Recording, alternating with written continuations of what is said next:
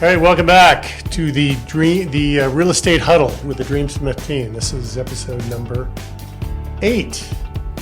That's it. I thought we'd go a little, got a phone call, sorry, a little lighter. So thought we'd spend some time sharing some war stories. Story time. That'll at least make us laugh. Maybe it'll make some other people laugh. There's some funny ones. I have funny You've ones. got all I've the got funny depressing ones, ones. so we should just I have a whole array of emotions as far as my Start stories us go. out. But you want me to start? Sure.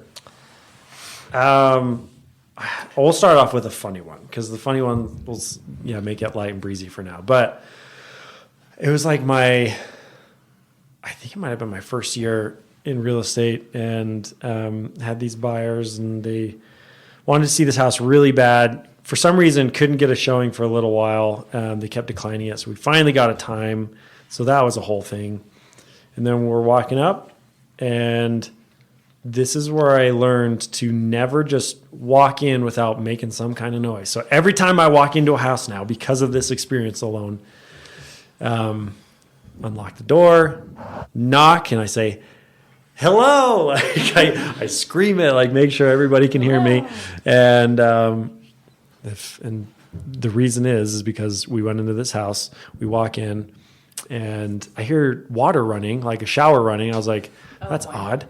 And the weird thing about this house was like, it was kind of vacant. Like it was one of those homes, like if you've been into a vacant house, but they're still living in it, like with their bed, like, and that's it. Have you guys been Half a closet? Yeah. Have you shown a house like that? Yeah. This was that type of house. So I'm like, okay, maybe someone was testing water pressure and forgot to turn it off.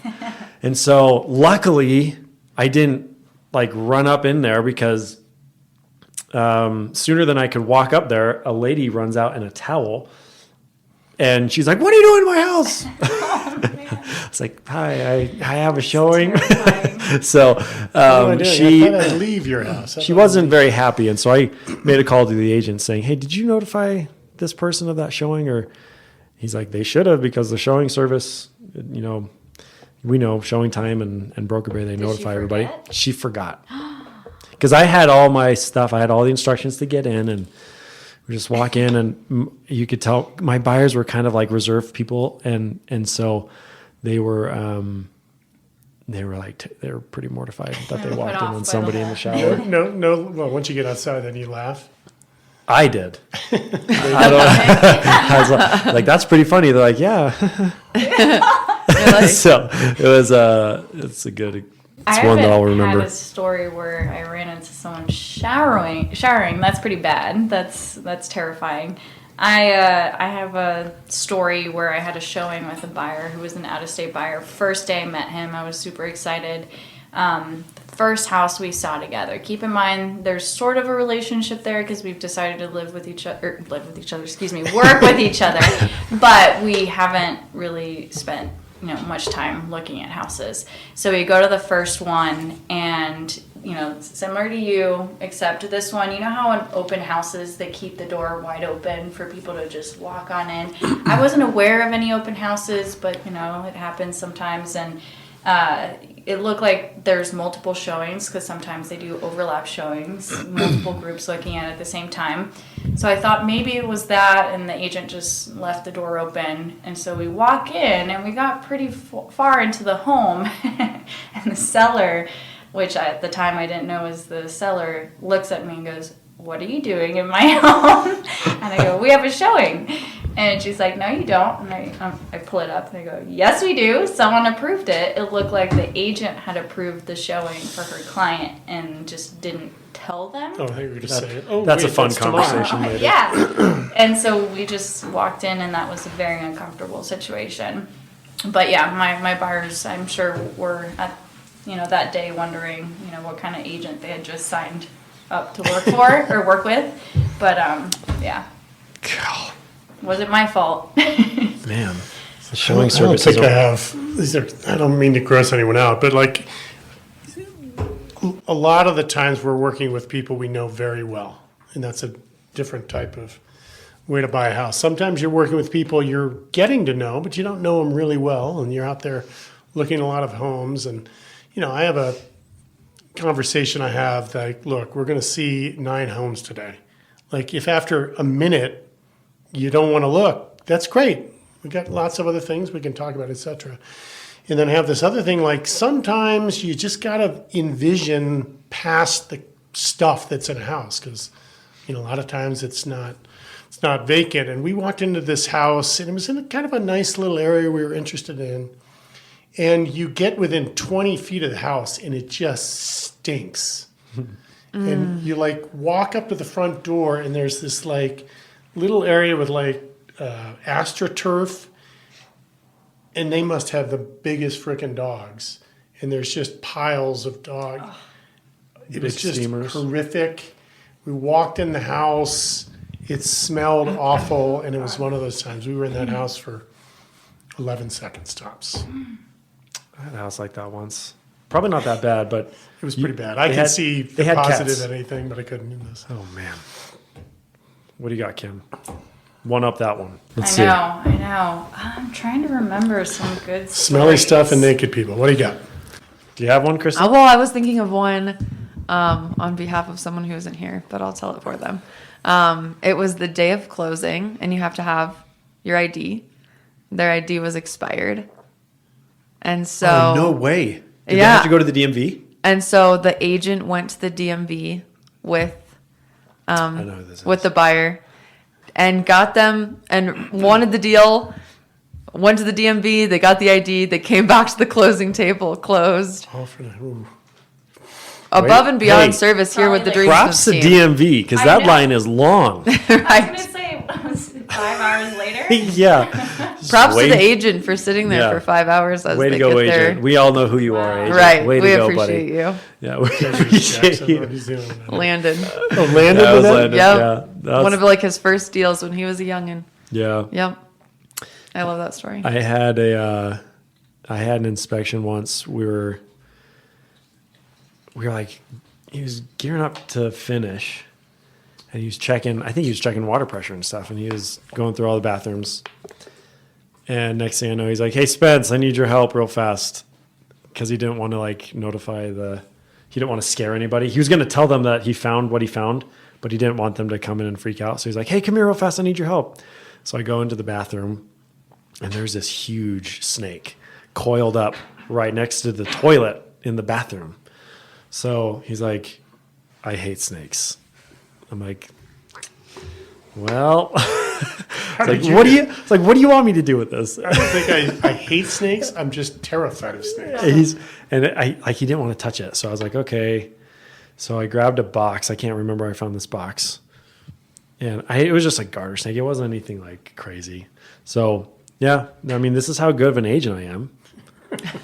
I took the snake and I put it in the box. I Wow. would have run out of there. Oh yeah. I mean, grab the snake? I'm a really good agent. So I did that for I my, guess I'm a really my bad agent. I would run.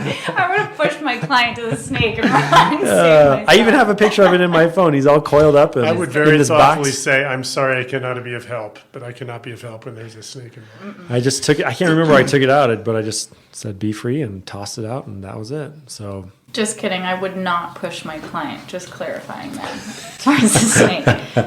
so don't use Kim. But that's why That's the moral of this story. I think we're the majority. the majority You're the would minority. push the person nearest to them to save No, the themselves. majority would be terrified of the snake.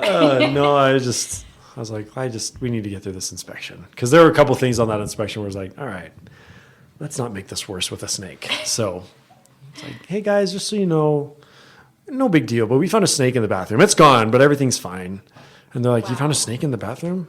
It's like, yes, we did. They closed on the house. It was good. So everything worked out. Hopefully no snakes since that occurrence. But no snakes since that occurrance. Crazy dogs, crazy cats, but nothing like that. As a new agent, I think this was like one of the first deals ever. I decided to work with a renter just to try it out since I was new, just a learning curve there. And so, I was talking to this renter and I was like, what are you looking for? And he kind of described, I want this many bedrooms, bath, area, blah, blah, blah. And then I want an unfinished basement. I'm like, okay.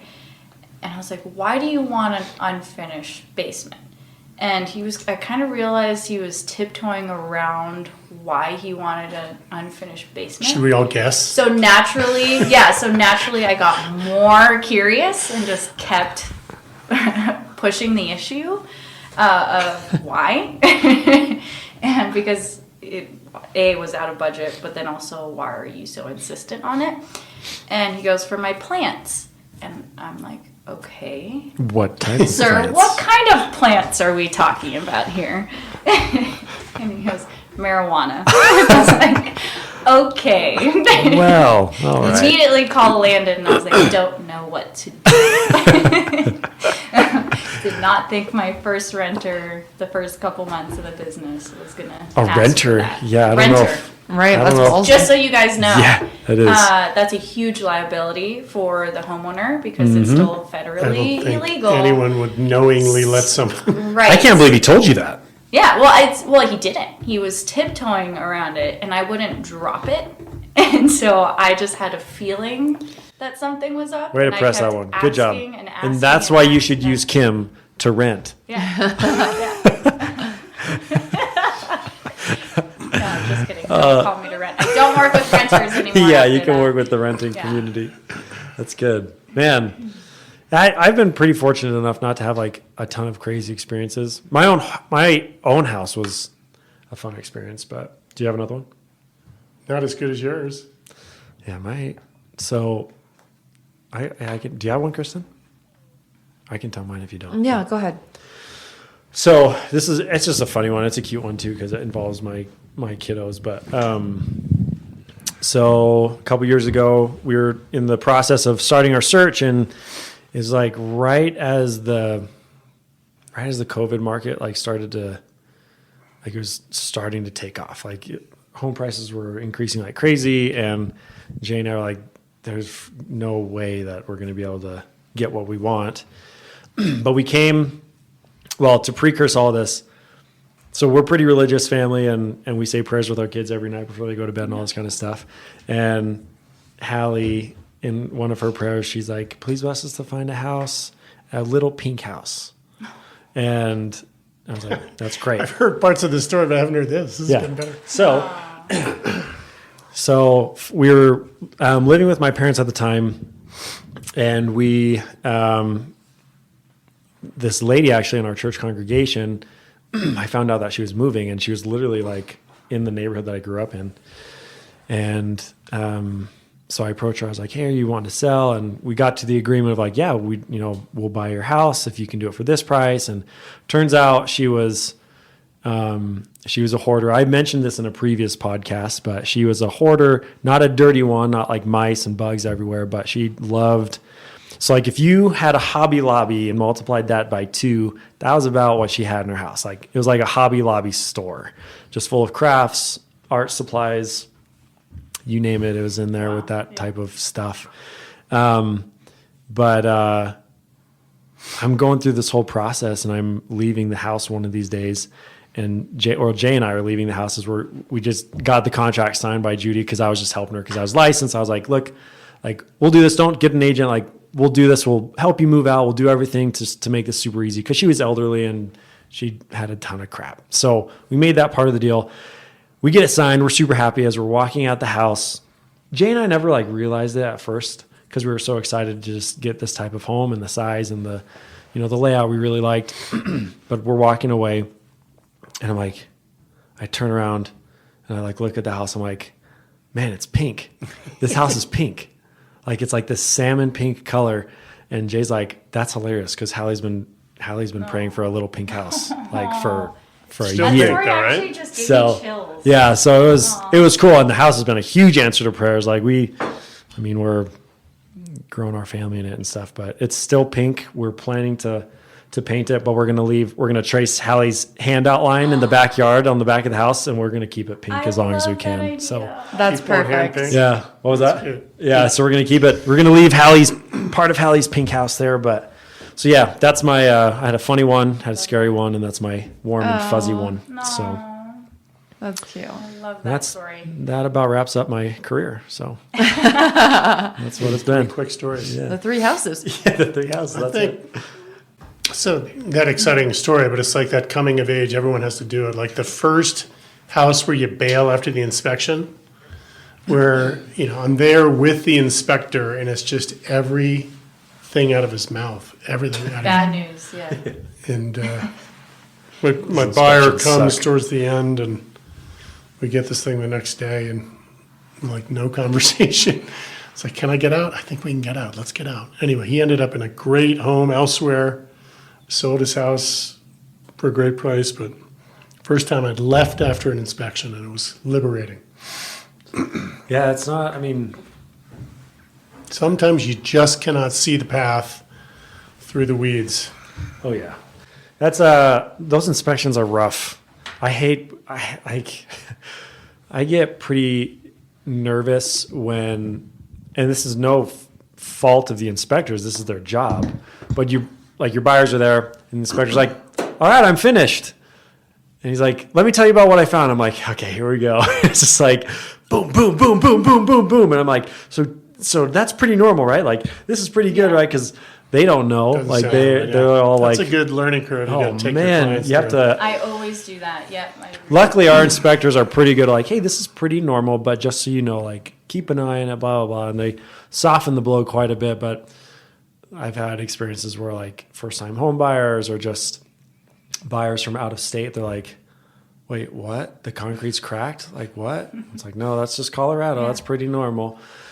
And they just don't. They're just Or they receive wide-eyed and the report and they're like, why is it 40 pages? And it's like, oh, no, that's good. 40 pages is great. Try 70 to 105. Like, that's a lot. So, any other stories? I have a good one, door knocking. So, again, newer agent. I had gone around in Englewood and knocked a couple doors, and I was super stoked because this one seller answered the door and happened to want to sell her home. And so I was like, yeah, score. Love door knocking. Haven't done it since. But but I got excited because not only was she wanting to sell, she even requested or had asked for a CMA report from me. So she was basically doing my pitch for me. And so I was all excited, run back to the office, do the CMA, go back to present it to her. She didn't seem to agree with me on what I thought the value of her home was. And then a couple days went by, and we stayed in contact. And she's like, I have one other agent I'm talking to. I'm gonna go with whichever agent tells me they can list my home for the most money. Go. All right. Well, I'm gonna tell you I'm sticking to the value I originally told you, and that agent's gonna say a different number, and it's not gonna sell for that amount. I stalked that house for months. What did it sell for? For the amount I said. Exactly? For the exact Did you call dollar her back? amount. I did not call her back, but man, you were talking about it today still. It feels like yesterday. But yeah, so it sold. Stick to your guns. It's stuck to my guns. I said, no, they're just going to tell you what you're going to want to hear, and it's going to sit for a while. And it did. Exactly what I said happened. And then there's another story with the same person, with different person. And, same thing, wanted me to tell them what I thought the value was. I had gone back because she said she was doing updates to the home, which is perfect. We always tell sellers, make updates. It's going to help you in the long run. Smart updates. And so she wanted me to go back to the property to see what kind of updates, paint, flooring, all that good stuff she had done. While I'm there, these movers bringing in furniture into the home. And I'm like, why are they bringing, this looks like staging furniture. What is this? This seller had been stringing me along the entire time because they were an out-of-state seller to just check what the agent that they had hired was doing. And was just asking me, do you think it could sell for this amount? Send me comps. Sent her comps. Yeah, I do think it could sell. You were the backup? I was the backup. You want to go look at the They renovation? cheated on you. Cheated on me. Had already signed another agent and just having me check everything. I've had for that me. happen once. Complete Learned my waste lesson. of my time. The one and only time. Yeah, I remember calling the seller and calmly, respectfully, as always. I'm just like, hey, yeah, I went to go look at the updates. The updates look great. while I was there, they were moving in staging furniture, though, from another agent. So I'm just kind of curious what's going on. You want to give me a call back? Never called me back. That reminds me of something we just had recently. We get an email lead. And all I remember, hindsight being 2020, it was written kind of, the English was chunky and awkward. But we have a listing, it's a unbuilt property, undeveloped entirely, nothing there, but we want to sell it, we're ready to sell it. So Landin and I did a full, valuation, we presented it, back and forth, great. We did a listing agreement, got it signed, full rate, etc. And it took us about 3 days to realize that some folks in some foreign country had done this now 3 times. I spoke to the last agent, and I don't know what the end game is, how you intend to get through a transaction when you don't actually own the property.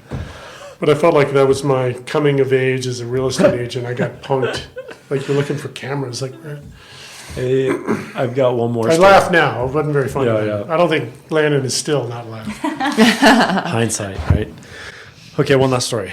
So this one's more geared towards this will be funny for realtors and stuff. But one of my first listings that Landin signed me on to, we were under contract, and the lender orders the appraisal, so we meet the appraiser there, and I have all my comps ready and everything. And for all of you real estate agents and realtors out there, this guy was red flag right out of the car. So I get there early, as usual, and I'm waiting. He shows up 5 minutes late, and I get out of my car with my comparables that we've got, which were all accurate, by the way. Let me make that very clear. We did a good job on those. He gets out of the car, doesn't even say a word to me, doesn't say hello, doesn't say anything. He's like, hey, just so you know, this isn't going to appraise very well. Before even seeing that. As he's taking his dip out of his lip and throwing it on the ground, pulling out his can and putting a huge other one in there, about to walk into my seller's house. I'm like, well, what makes you say that? Why would you say that right off the bat like that? And he's like, well, this is not going to hold up. The comps in this do not hold this pricing. And I was like, I would say otherwise. Here's our comps. He's like, this is wrong. That's terrible. This isn't going to work. Blah, blah, blah. He's marking up my sheet. And so he's like, look, I'll give you the option to, hire somebody different. If you don't want me to do this, I was like, I don't want you to do this. Give me a second. So I called Landin. I was like, this guy is, he right off the bat, he said this isn't going to appraise. And Landin's like, are you kidding me? So we called the buyer's agent. We're like, hey, nobody wants this. Your buyers aren't going to want this. Our sellers aren't going to want this. This isn't going to work for anybody. And this guy was in a raggedy, did not look professional at all. Came out like I said, with a huge dip in his lip, which it's fine. As long as you spit it out before you go into a house, but don't re-dip and start walking towards my seller's house. It's come on, man. And so it was a funny event. So we ended up, and this was funny as we told our sellers, hey, we're going to have to reschedule this. He's saying it's not going to appraise, and they start freaking out. I'm like, we're going to be fine. And so the buyer's agent was awesome. She's like, yep, I'll tell the lender to order a new one. And so we meet the new appraiser out there. They're like, this looks really good. And it appraised for $5,000 more than what we were listing it. So it was like, this guy, I don't know if he was having a bad day. I don't know if he just didn't want to do the job. But I was like, man, this guy is just a knucklehead. And he just almost ruined it for seller and buyer because he was just being lazy about it. So funny story. You just run into a bunch of different people. I don't hold any anger towards him. It was just kind of one of those funny. You know a lot of great appraisers too. I wish, Very smart. I wish scientific Landin guys. was here to tell his appraisal story. I can't say because I don't want to misspeak, but I know one part of it is as soon as the appraiser got there, Landin just opened the door. Hey, come on, welcome, come on in. And he's like, can you please, this is a multi-million-dollar home, right? And the sellers were very meticulous, as they should be, as all sellers should be, about wanting people to take off their shoes. It was snowing, keep it clean. And Landon asked the appraiser, "Can you please take off your shoes?" And she refused, had an attitude. Just long story short, they got into a similar situation about the comps, the market, how it was going to crash, which hasn't happened a year later. Doesn't seem like it's gonna. Yeah, it's just crazy personality, no respect for the seller, the home, none of that. And eventually, same thing, it didn't really work out. Guys, if you walk through snow or rain or whatever, take off your shoes. Come on. For a friend, for a family member, for a stranger. For a stranger, come on. $1 multi-million-dollar home. I take shoes off Come in my on. own house. Yeah, for yourself. Well, sorry to end it on the angry note. Take us out, Chad. I think that's all we got. I'm sorry I didn't have more funny stories to add, but We'll have more story times. Oh, yeah. Well, I can feel this year's going to be a fun one. Yeah. So, I guess we'll catch you guys on the next one. all right, signing off. Thanks for watching.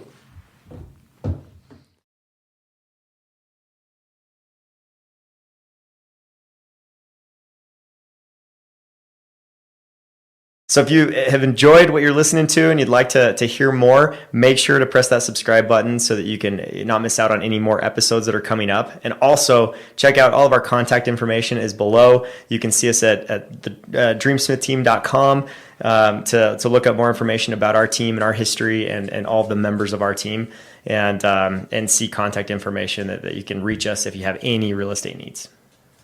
See you next time.